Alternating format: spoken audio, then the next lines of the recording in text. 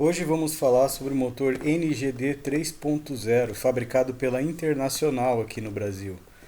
Foi fabricado de 2005 até 2011, 2012, quando ele foi substituído pelo motor mais moderno.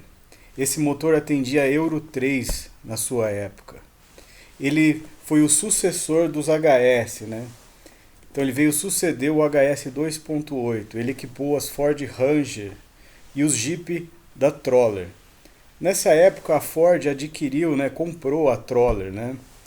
Então ela equipou os Jeeps da Troller com o mesmo motor usado na Ford Ranger. Não só o motor, a transmissão, tudo era a mesma coisa da Ford Ranger. Então esses motores equiparam esses dois veículos aqui no Brasil que eu estou lembrado. Se equipou algum outro eu não estou lembrando agora. Mas já é um motor eletrônico se a gente comparar com seus antecessores que ainda usavam bomba injetor. Então esse aqui foi um divisor de águas nesse sentido. Ele já virou eletrônico com o sistema Common Rail da Bosch. A gente consegue ver aqui nessa foto. A gente não consegue ver a bomba de alta pressão, que ela está do outro lado do motor, mas a gente consegue ver o sistema de duto único, né? Esse tubo aqui é o tubo de alta pressão de diesel, que vem lá da bomba de alta pressão. Vem um tubo, entra nele e o combustível fica pressurizado aqui dentro. E aí ele tem as tubulações que ligam o diesel com os eletroinjetores. Ó. Todo eletroinjetor tem a sua tubulação que liga desse tubo de alta pressão até o eletroinjetor. Também são eletroinjetores especiais do tipo piezoelétrico, aquele controle de abertura ou fechamento da passagem do diesel é feito por um material chamado piezoelétrico. São camadas de cerâmicas, né, que quando são energizadas, ó, o chicote do motor entra aqui, ó, o sistema elétrico, né, o chicote elétrico entra aqui. Então quando esse material é energizado, ele contrai as plaquinhas de cerâmica e deixa o diesel passar para dentro do bico. Então quem gerencia a abertura e o fechamento do bico, o tempo de injeção, é o computador do motor para esse sistema piezoelétrico. É um sistema da Bosch, né, desenvolvida pela Bosch e usado na maioria dos motores eletrônicos até hoje. Então está aqui um sistema até convencional. A gente consegue ver também as tubulações de retorno de diesel, né? Esses de metal aqui reforçado é de entrada de diesel e o retorno como sem pressão, então vem uma mangueirinha aqui e retorna lá para a bomba. Esses motores eles não possuem bomba de combustível mecânica, aquela bomba que o próprio motor aciona ela, né? Ele tem aquela bomba já no tanque, bomba elétrica. Então, o motor eletrônico usa bomba de combustível elétrica e ela fica lá no tanque, lá atrás do veículo e não mais aqui no motor. Então, outra evolução desse motor em relação aos anteriores é a bomba de combustível elétrica. Um sistema de alta pressão de diesel, né, se a gente comparar com os sistemas antigos de bomba injetora, esse aqui tem uma pressão de injeção muito maior, 10 vezes maior, 8, 9, 10 vezes maior, então bem mais, né? Então consegue uma atomização, uma pulverização muito mais homogênea com o ar que a turbina empurra para dentro do cilindro e assim consegue mais potência, mais torque, mais eficiência e até mesmo mais o melhor consumo, né, de combustível, né, uma melhor economia. A gente consegue ver o turbo nessa lateral do motor. É um turbo comum, ele tem um alívio mecânico aqui, ele tem uma válvula de alívio mecânica acionado pela própria pressão do turbo, né? Então nesse ponto aqui ele teve uma involução, vamos dizer, em relação ao seu antecessor, que já usava turbina de geometria variável, mas como ela na época dava muito problema, a engenharia da Internacional resolveu optar pelo turbo tradicional mesmo, sem geometria variável, somente com um alívio mecânico, né, com uma Westgate mecânica aqui. Então está aqui o turbo, um turbo bem pequeno, esse motor ele é 3.0, então não é um motor muito grande, então a turbina também não é muito grande, né? Mas aqui dá para a gente ver bem ela e como que é o controle da pressão, né? Que é um controle mecânico acionado pela própria pressão do turbo. Nessa lateral a gente consegue ver uma tubulação de água aqui indo lá para trás, é a tubulação que leva a mangueira do ar quente, né? As caminhonetes, os veículos precisam daquele radiador de ar quente lá no painel. No Brasil não é tão usado, né? Mas em outros lugares usa bastante, então essa tubulação que leva o líquido, ou retorna, eu acho que esse aqui é de retorno, lá do painel do sistema de ar quente. A gente consegue ver aqui onde entra a mangueira de retorno que leva a água do motor quente lá para o radiador. Ela está com tipo um pano dentro dela aqui para impedir entrar sujeira. Esse parafuso aqui em cima chama parafuso de aeração. É aquele parafuso para tirar ar do sistema. Quando entra ar do sistema, é aqui que você tira o ar do sistema. Aqui também fica a carcaça da válvula termostática. Então a válvula termostática está aqui dentro também. Ele usa uma válvula única. Ele não tem aquele sistema de duas válvulas, né, mais seguro. Esse aqui ele usa somente uma válvula termostática. A gente consegue ver também nessa foto a bomba de vácuo. Então a gente tem aqui o comando de válvulas aqui dentro. Esse motor ele já também teve uma evolução ao seu antecessor. Ele já usa comando de válvulas no cabeçote. Então o comando de válvulas também toca a bomba de vácuo. Então a bomba de vácuo ela é aqui externa, tocada pelo comando de válvulas. E está aqui a mangueira, né, a tubulação que vai lá no servo-freio, né, para gerar o vácuo no servo-freio. Então uma bomba de vácuo de fácil manutenção, né? Tá bem aqui na frente do motor e bem exposta, né? Então é fácil de substituir se der algum tipo de problema. O que mais que a gente consegue ver nessa foto? O alternador, a gente consegue ver a correia de acessórios, né? Uma correia de acessórios que toca o alternador, a bomba da direção hidráulica mais aqui embaixo, o compressor do ar-condicionado mais lá do lado, e aqui na polia da bomba de água, essa aqui também é a polia que toca a bomba de água, também vai a hélice do ventilador aqui, mas está sem. E lá embaixo a polia do virabrequim e um tensor de mola para tensionar a correia. A gente consegue ver uma tampa de válvulas de plástico. Essa tampa ela também tem uma evolução, ela já tem aquele sistema de separação do líquido de óleo, do vapor do óleo, antes de chegar na membrana aqui na válvula do respiro. Então esse é um motor que não joga tanto óleo pela mangueira do respiro. Esse motor ele é Euro 3, então vai uma mangueira aqui no respiro e volta aqui na boca da turbina para ser aspirado aquele vapor de volta para dentro do motor. Então ele não joga para a atmosfera. E essa tampa ela também tem um caminho aqui que o óleo percorre para chegar nessa peça, onde o líquido vai se separando do vapor e só passa vapor para a mangueira. Por que isso é uma evolução? Até então os motores não tinham isso. E jogava muito óleo líquido, mesmo tendo essa peça, jogava muito líquido de óleo pela mangueira. E aí acabava tendo um consumo de óleo excessivo o motor. Muita gente muitos mecânicos até achavam que o motor estava ruim, porque estava consumindo muito óleo. E às vezes era só aquele respiro mesmo, jogando muito óleo pela mangueira e entra na boca da turbina, joga no intercooler, suja tudo, né? Escapa a mangueira. Então, esse motor ele teve uma evolução nessa parte, que é essa tampa de válvulas já com esse sistema embutido para separar melhor o líquido do vapor. E o motor só admitir realmente o vapor do óleo. Motores turbo geram uma ventilação muito alta, né, no cárter, né? Por isso que joga tanto óleo assim. E precisou da engenharia tomar essa medida aqui, fazer uma tampa de válvulas especial para separar o líquido do vapor. Não é só esse motor que adotou esse sistema. Todos os motores até hoje usam esse sistema. Se você pegar um motor hoje e olhar a tampa de válvulas, vai ter esse sistema integrado a ela. Então, mas esse motor foi o primeiro aqui, nessa linha, né, da Internacional, que teve esse recurso, né? Aqui é a tampa de abastecimento do óleo. O que mais que a gente consegue ver? A gente consegue ver o chicote, né? O motor eletrônico ele tem aquele chicote do computador, onde liga todos os sensores, né? O motor eletrônico ele tem vários sensores para o computador conseguir fazer os cálculos, né, do que está acontecendo com o motor, de quanto diesel tem que admitir, de quanto ar está entrando, a temperatura do óleo, a temperatura do líquido de arrefecimento, a temperatura do combustível. Então tem vários sensores espalhados pelo motor, então o chicote tem acesso a todos esses sensores. O que mais que a gente consegue ver nessa foto? O coletor de admissão lá do outro lado, um coletor de alumínio. Esse motor ele usa cabeçote de alumínio e bloco de ferro fundido. O coletor de admissão também é de alumínio. Essa tampa frontal aqui do trem de engrenagens também é de alumínio. Esse motor ele não usa engrenagens, ele usa corrente de distribuição. Mas está aí a tampa que protege a corrente, né, que fecha tudo, é também de alumínio.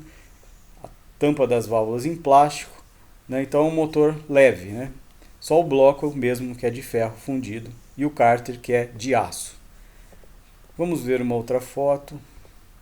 Aqui de novo a gente tem uma foto da tampa para mostrar realmente como que é aquela separação do líquido do óleo, né, do vapor, né, e esse respiro tá com a mangueira que vai lá na boca da turbina. E a tampa aqui por onde coloca o óleo. Então a gente consegue ver que tem um ressalto na tampa aqui, tá vendo? É uma tampa em plástico e tem esse ressalto. E lá dentro tem várias barreiras por onde o vapor com o óleo tem que passar e vai separando o que é líquido do vapor até chegar nessa membrana aqui. E aí só passa, ou tenta só passar o vapor lá para a boca da turbina, né? A gente tem o duto único, né, de combustível aqui, de alta pressão, que eu já mostrei em outra foto. O chicote elétrico entrando nos bicos, né? Os bicos eles entram ao centro do cilindro, né, bem ao meio aqui, né? Motores eletrônicos, nessa época eles já tinham essa noção que o bico entrando ao centro era o melhor negócio, né? Então tá aqui os bicos entrando ao centro, né, do motor, do cilindro. Aqui a gente tem o coletor de admissão com um sensor, né, um sensor que mede quanto ar está entrando no motor. Então tá lá o chicote do sistema de injeção eletrônica e um sensor para medir a quantidade de ar que está entrando. Então era uma foto mais para mostrar o respiro mesmo, como que esse motor teve uma evolução na questão do respiro dele, né, para não consumir muito óleo. Porque os motores anteriores a eles tinham esse problema de consumir muito óleo devido a um respiro ineficiente, né? A turbina chupava muito óleo junto com o vapor e o motor tinha um excesso, um consumo muito alto de óleo por causa disso. De novo, a mesma foto, né? Só que com uma visão traseira aqui, então não vai agregar muita coisa, a gente só consegue ver o injetor mesmo, como que é o retorno, né, do diesel, do injetor, lá a mangueirinha que retorna, onde que ele é parafusado aqui na tampa, né? Tem o orifício para eles entrarem aqui ao centro, né, do cilindro.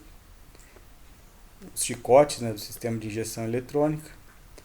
Aqui é onde vai a corrente, quando vai tirar o motor do veículo, onde ela é colocada, né? Vamos ver outra. Também muito parecida, né? A gente consegue ver bem o sistema de injeção eletrônica. Vamos ver mais outra. Aqui a corrente, esse motor ele não usa mais correia dentada, né? Seus antecessores usavam correia dentada para acionar todos os componentes, né? O comando, a bomba injetora, né? Esse aqui já não. Esse aqui ele usa corrente, então é uma evolução em relação aos anteriores. Por que uma evolução? Porque ele precisa de menos manutenção. A corrente ela necessita muito menos manutenção do que uma correia dentada, além de ser mais confiável, né? Então tá aí o sistema de corrente. Aqui é a engrenagem que toca lá atrás a bomba de alta pressão de combustível. Essa aqui embaixo é a engrenagem do virabrequim, ó, o eixo do virabrequim aqui.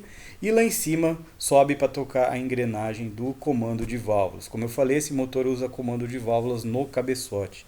E tá aqui, né, a carcaça frontal aqui toda em alumínio que contém, né, que guarda a corrente. Essas peças em plástico aqui marrom são os guias da corrente, ó.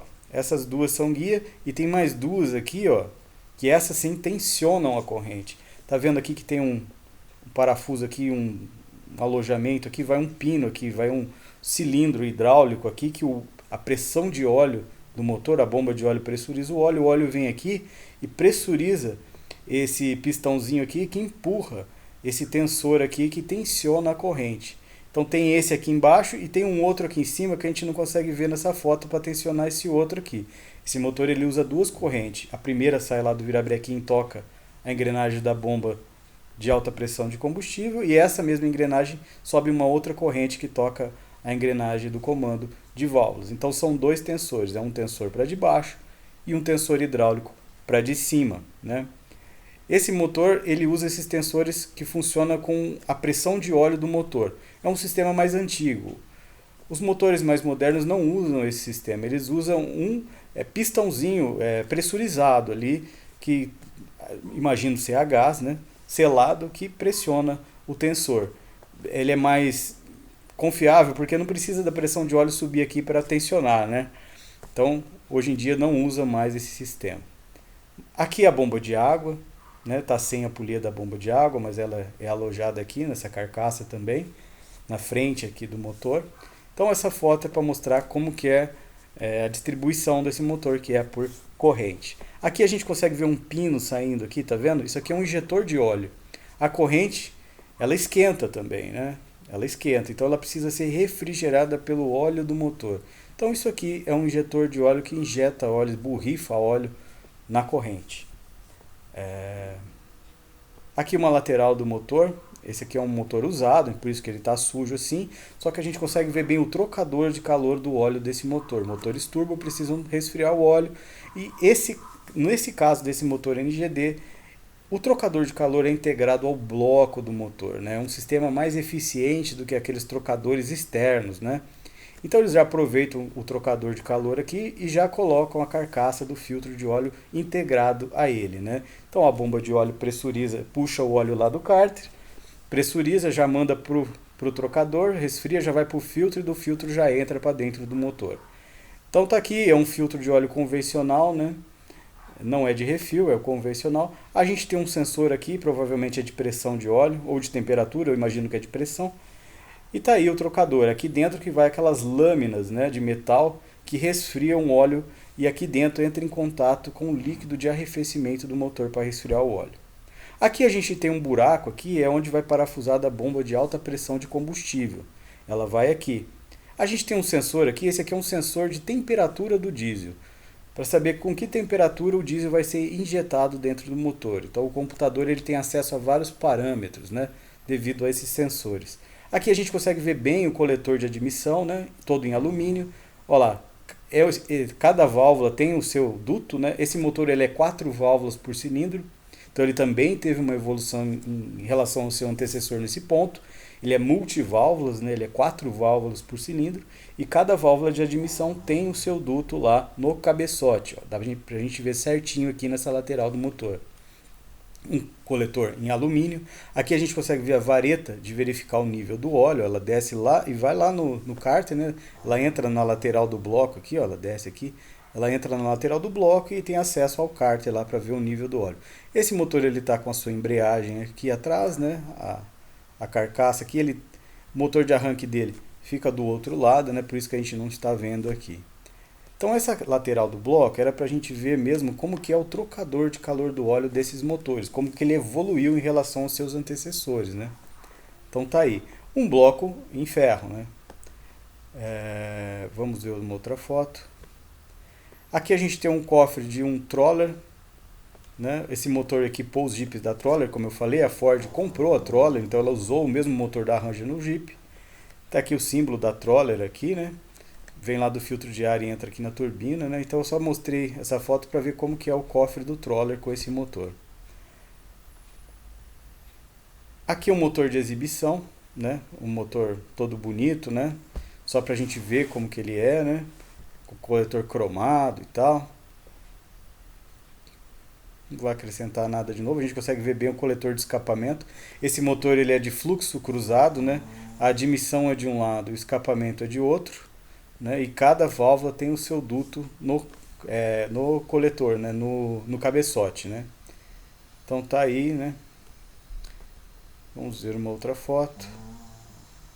Outra foto da corrente, agora mostrando a corrente que sobe da bomba de alta pro comando de válvulas. A segunda corrente, a gente consegue ver o tensor da segunda corrente aqui, que eu falei, o pistãozinho hidráulico. A gente tinha visto de baixo na outra foto, esse aqui é o superior. Então tá aqui. Então tá aí, essa foto era só para mostrar como que era a outra parte da corrente. Você está vendo que tem um chanfro aqui nesse parafuso? É aqui que vai alojado a bomba de vácuo. Quando põe a tampa aqui que fecha, a bomba de vácuo tem um eixo que encaixa aqui. E o comando de válvulas aqui também toca a bomba de vácuo lá externa, como eu mostrei em outra foto. Então essa foto era para mostrar essa outra parte da corrente que não tinha mostrado na outra foto.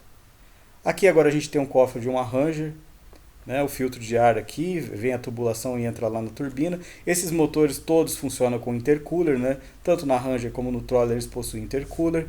Então eles só têm essa configuração, né? Turbo intercooler. Eles têm 163 cavalos e 38 kg de torque. Então são números muito bons para a época, né? Em 2005 eram números muito bons, né? A gente consegue ver aquelas tubulações de ar quente que eu mostrei ali na outra foto, as tubulações, ó. Vai lá para trás, as tubulações entram lá dentro do painel, né? Do radiador de ar quente e elas voltam aqui na lateral do motor, né? Então aqui era para mostrar como que é o cofre de uma Ranger com esse motor. Uma coisa que eu não gosto desses motores é o ventilador aqui, né? Ele usa aquele ventilador de hélice viscosa, né? E as pás desse ventilador, eu não sei se vai ter foto, mas as pás elas não são separadas por igual uma da outra. Ele possui muitas pás, né? Eu não sei quantas pás tem, mas são bastantes. E elas são distribuídas meio diferente a distância entre elas, né? Uma está mais perto da outra está mais longe. E esse motor, quando está acelerando, por causa desse ventilador, dessa pá, desse ventilador, ele é de plástico, né, como eu falei, com uma embreagem viscosa. Quando essa caminhonete está acelerando, faz um barulho muito feio aqui. Esse ventilador faz um barulho muito feio. Uma Ranger com esse motor acelerando, eu acho que esse ventilador mata o barulho da caminhonete, porque fica um barulho horroroso acelerando. Sim, é uma opinião minha, né? Quando eu vejo esses motores acelerando, esse ventilador faz um barulho muito feio. Mas tá aí, né? Precisa dele, né? Para refrigerar o radiador, né? Trocar o calor, né? Então é um ventilador bem grande. Tá aqui um cabeçote. Esse é o lado do coletor de escapamento, olha lá, os dutos de escapamento, dutos circulares, né? E tá lá. No escapamento, as válvulas de escapamento se unem em um único duto. Na admissão é diferente. Cada coletor de admissão tem o seu orifício, né? Então lá do outro lado são 8 orifícios. Desse lado não, são só 4. E as duas válvulas de escapamento se unem em um único duto, né? E percebem como que as válvulas de escapamento estão próximas ao duto de escapamento. Tá vendo? Essas duas aqui são de escapamento, elas estão bem próximas do duto. Essas duas aqui são de escapamento, elas estão mais próximas. Olha as de admissão aqui, como está lá longe do coletor de admissão. Por que isso, né? Para o fluxo de gases frio, vamos falar assim, mais frio, né, o de admissão, ficar o mais longe possível do fluxo quente, né, que é o de escape, né, que vai vir aqui para a turbina. Então eles afastam o coletor, né, do cabeçote para não esquentar tanto a admissão, né? Afasta das válvulas de escapamento, né? Então tá aqui as válvulas de escapamento bem próximas ao coletor e o de admissão lá longe. E aqui é a galeria por onde passa o comando de válvulas. Ó. O comando de válvulas ele é lateral às válvulas, ele não é em cima das válvulas, né, como muitos motores, ele é lateral às válvulas. Ó. Só que está sem, né? Está sem, ele está com os mancais ali fechados, mas está sem o comando. Isso eu vou mostrar melhor numa outra foto. Aqui uma tubulação do sistema de ar quente, aqui é para onde sai o líquido de arrefecimento do ar quente, ele sai daqui, vai para uma mangueira aqui, vai lá para o painel do veículo, depois retorna naquela outra tubulação que eu mostrei na outra foto. Então isso aqui é um cabeçote todo de alumínio, 4 válvulas por cilindro, comando no cabeçote, só que ele está sem o comando, está sem nada, só está com as válvulas ali, né? Provavelmente é um cabeçote novo aqui, né? Vamos ver uma outra foto. O cabeçote olhando por baixo, né? Como eu falei, ele é 4 válvulas por cilindro. As válvulas de admissão elas são um pouquinho maiores que as válvulas de escapamento. Ó, as válvulas de escapamento elas são um pouquinho menores que a de admissão. E elas estão aqui próximas ao coletor de escapamento aqui, e as de admissão estão longe aqui do coletor de admissão. O orifício do o bico injetor, né, bem ao centro, né? Então, esses motores ele também teve essa evolução do bico vir bem ao centro da câmara de combustão, como é até hoje, né? O sistema mais eficiente até hoje é esse. Então tá aí, válvulas menores de escapamentos, válvulas maiores de admissão.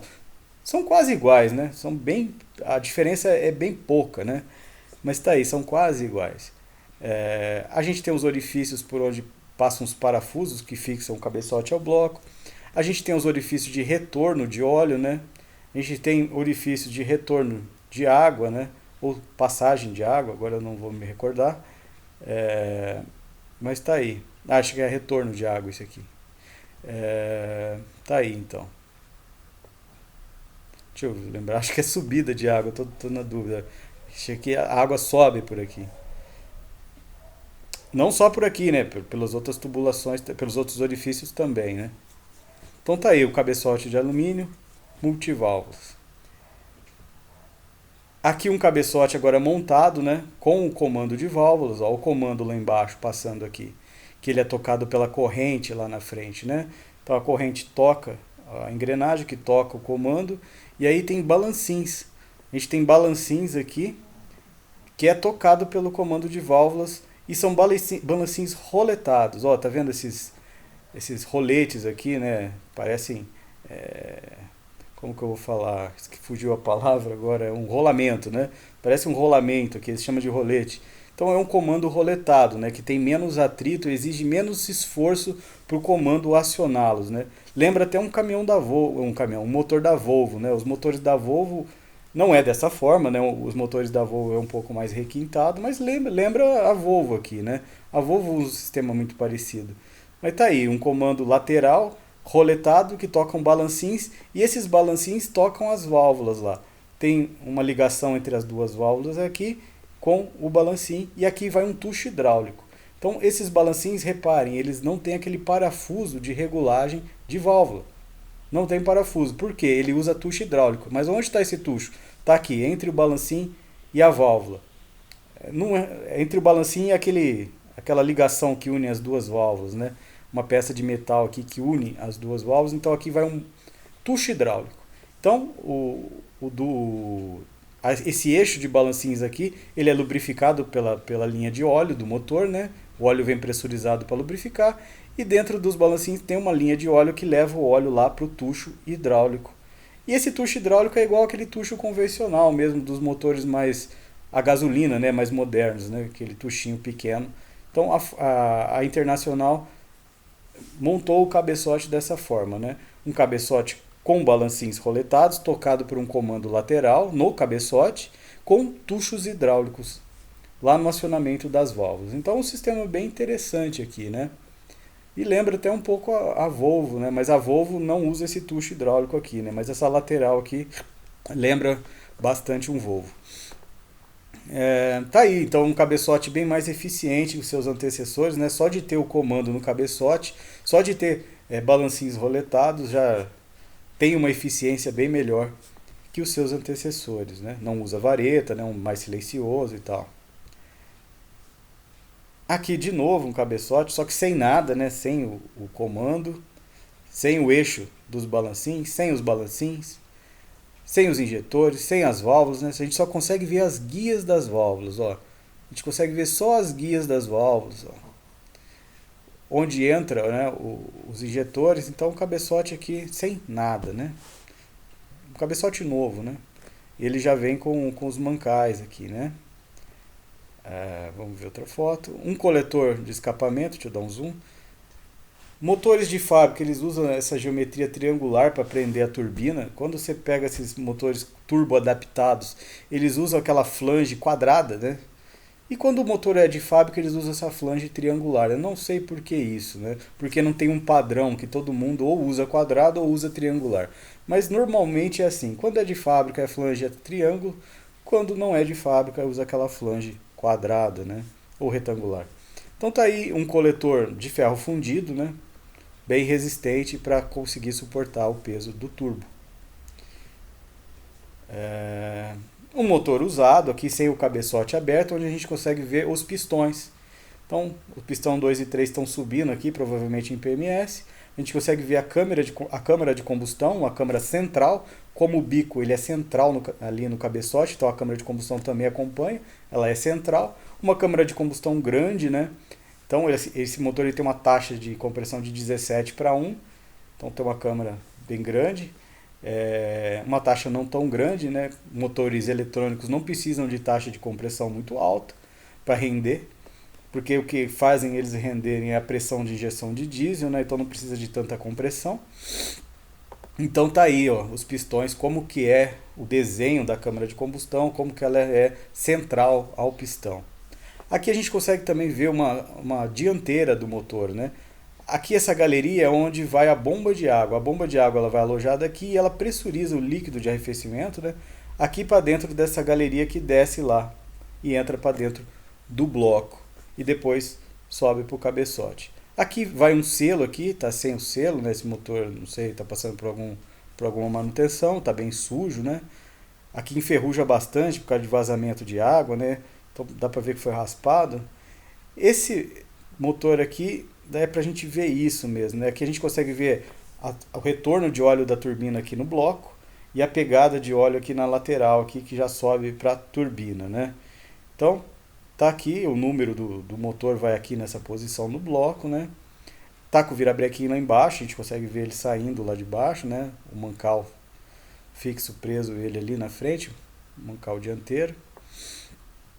Mas essa foto era mais para a gente ver os pistões e a galeria aqui por onde entra o líquido de arrefecimento da bomba de água para dentro do bloco, né? Aqui a gente tem um bloco novo, né? Esse motor ele não foi projetado totalmente do zero. O bloco desses motores NGD, a Internacional pegou como base de projeto o bloco dos antigos HS. Então é normal você ver algumas semelhanças desse bloco com os do HS.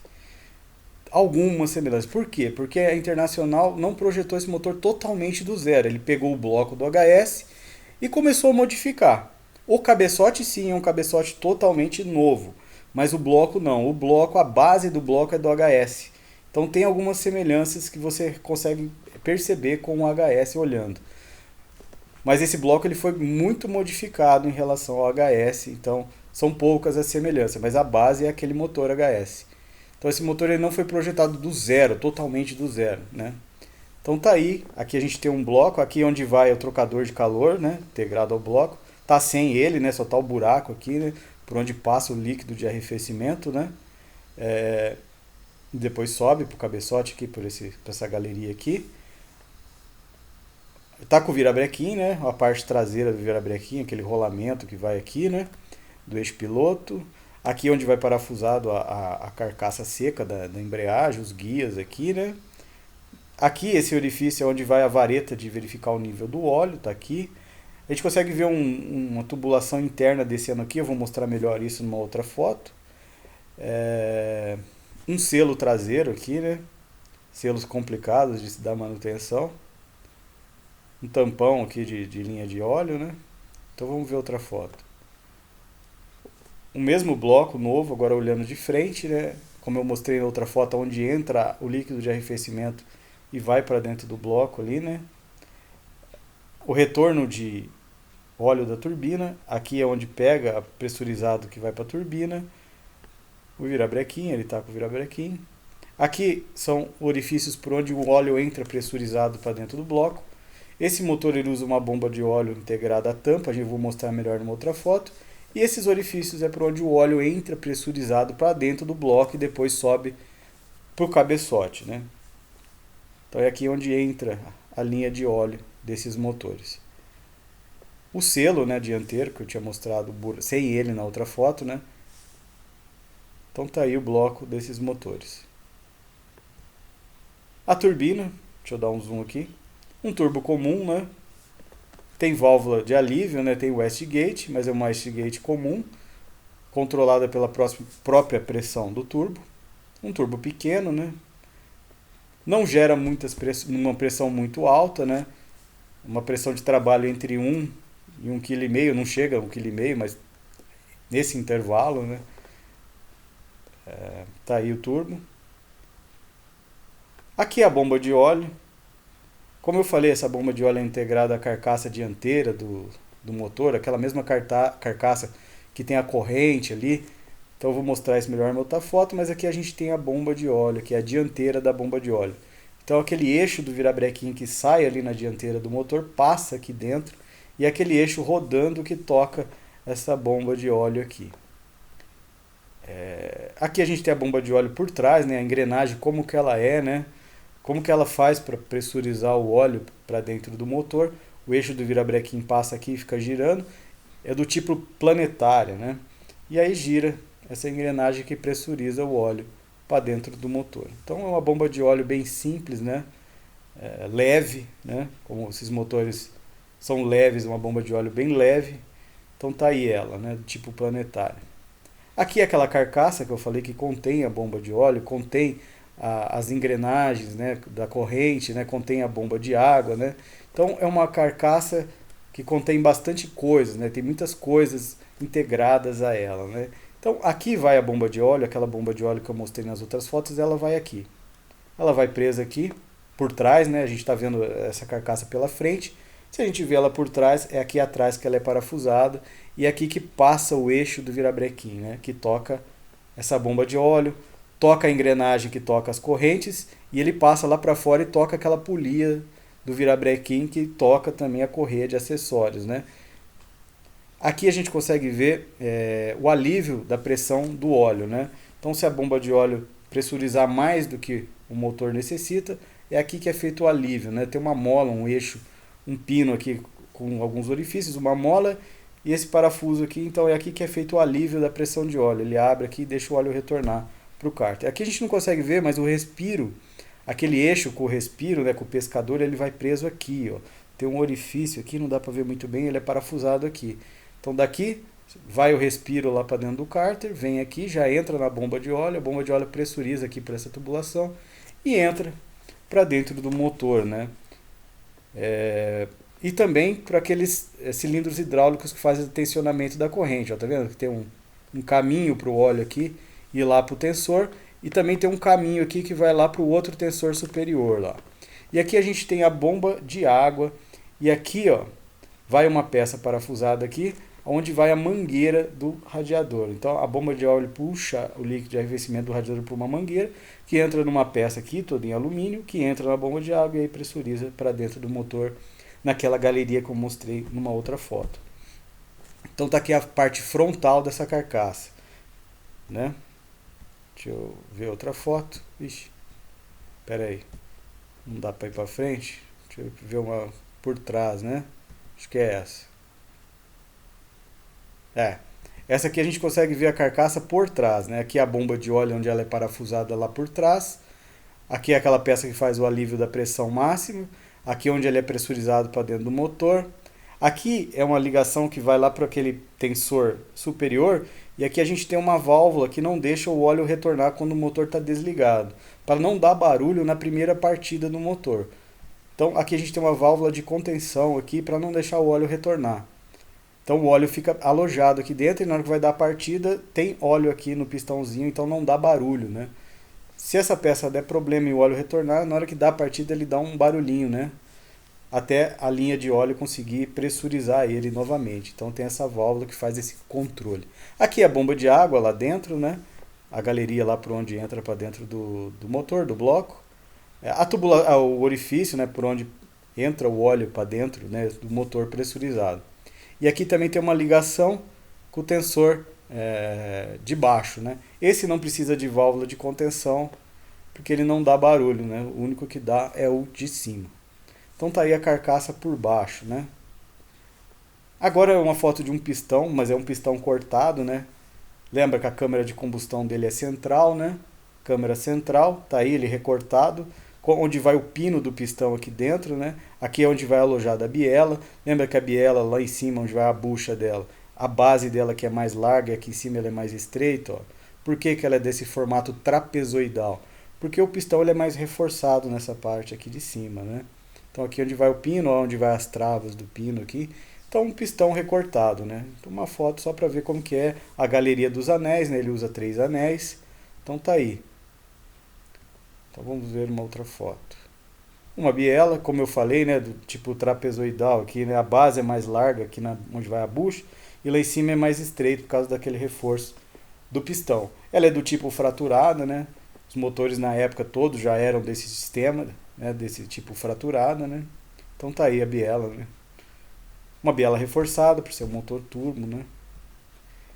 Se eu não me engano, deixa eu voltar aqui, essa biela ela tem uma linha que sobe óleo para refrigerar aqui, para lubrificar aqui. Agora eu não tenho certeza, mas eu acho que tem sim. Essa biela ela tem uma passagem de óleo para lubrificar a bucha lá. Eu acho que tem sim. Aqui é aquela arruela central de encosto do virabrequim para controlar a folga axial do virabrequim. Então, naquele mancal do centro, normalmente tem essa arruela de encosto que controla ali a movimentação do virabrequim, se ele vai para frente ou para trás, o quanto que ele pode ir para frente e para trás. Então essa arruela aqui que controla isso. E a gente consegue ver até um jet cooler lá atrás, né? Que é aquele bico de injeção de óleo por baixo do pistão. Então esse motor, por ser turbo, ele também possui esses jet coolers. Ele tem aqui um desenho, né? Não é uma peça de verdade, mas é exatamente dessa forma. Então são 4 jet coolers, né? Para cada cilindro tem o seu.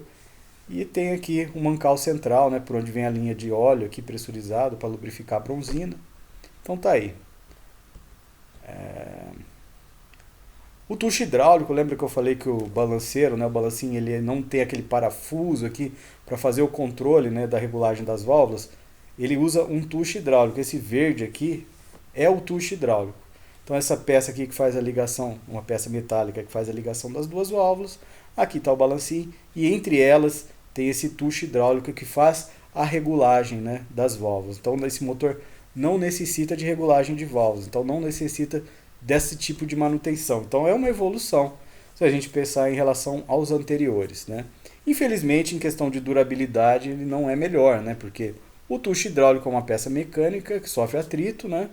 E tem um tempo de vida ali, né? Ele começa a ficar gasto, começa a fazer barulho e precisa ser substituído. E um motor com regulagem de válvula não tem esse tipo de problema, né? Mas tá aí. Aqui um bloco por baixo, onde dá pra gente ver os jet coolers, né?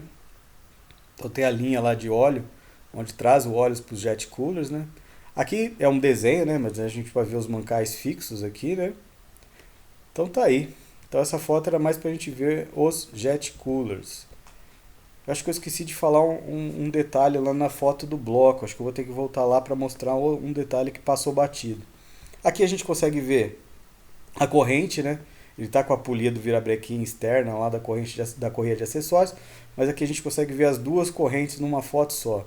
Ó aqui onde vai presa a bomba de água, né? O alojamento da bomba de água aqui. E aqui é onde vai a carcaça da válvula termostática, aquele cavalete de retorno para o radiador. Ó o pistãozinho hidráulico de tensionamento superior e aqui o inferior. E aqui é a engrenagem da bomba de alta. Vamos ver outra foto. Eu voltei. Deixa eu voltar na foto do bloco. Deixa eu procurar. Acho que eu não vou achar, peraí. Esse não dá pra ver direito. Deixa eu ver se eu acho uma foto de um bloco daquela lateral. Acho que dá pra ver até nessa aqui, deixa eu ver. Dá pra ver mais ou menos. Acho que vou ter que mostrar naquela lá mesmo.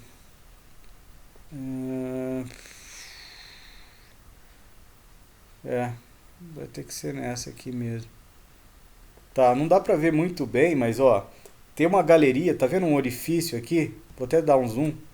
Tá vendo que tem um orifício aqui? E aí tem uma galeria interna ao bloco aqui, ó. Tá vendo? Ó. Vou dar um zoom para trás. Então tem esse orifício, aí tem uma galeria interna no bloco aqui, ó, que retorna o óleo por dentro até o cárter.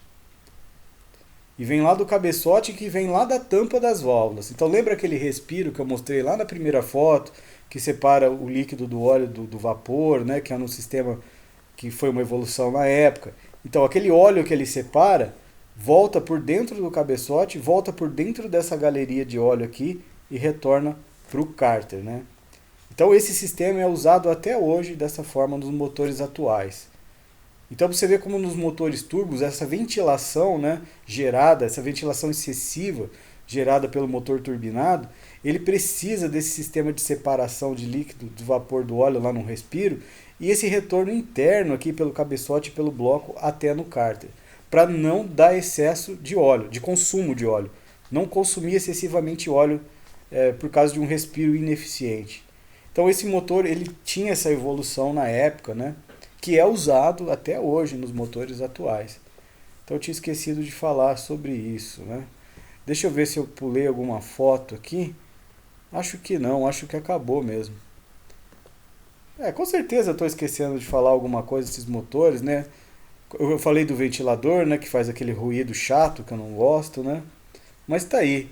Se a gente comparar ele com seus antecessores, o HS, o NG dele é bem mais confiável. Ele tem uma manutenção mais cara, né, já por ser eletrônico, peças mais caras, né? Mas ele é bem mais confiável, mais robusto e mais durável, né? E gerava mais potência, né? E uma melhor eficiência, né? Um melhor consumo de combustível. Então é isso, pessoal. Com certeza eu estou esquecendo de falar alguma coisa sobre esses motores, mas é isso que eu queria falar sobre eles, né? Até o próximo vídeo.